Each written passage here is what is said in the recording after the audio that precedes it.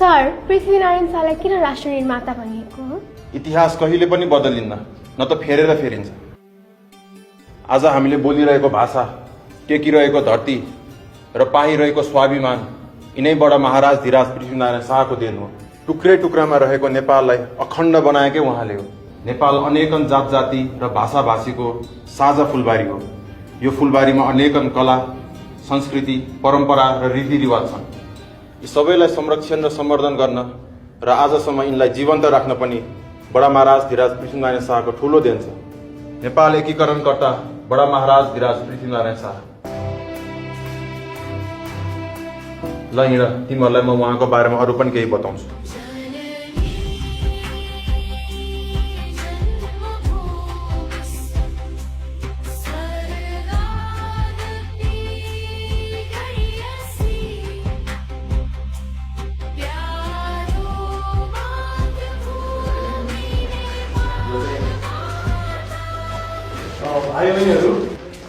हामी स्वतन्त्र एवं स्वाभिमान राष्ट्रको स्वाभिमानी नागरिक भएर बाँच्न पाएका छौँ। यसको श्रेय पृथ्वीनारायण शाहलाई नै जान्छ।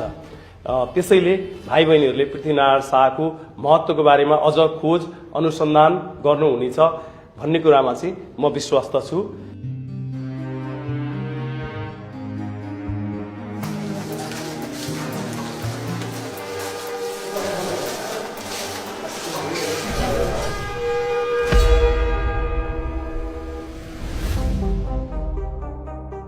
बालेनले राजा फर्काइदिन्छन् भन्ने विश्वास होइन, बालेनले राजा फर्काउँछन् भन्ने विश्वास मलाई छैन।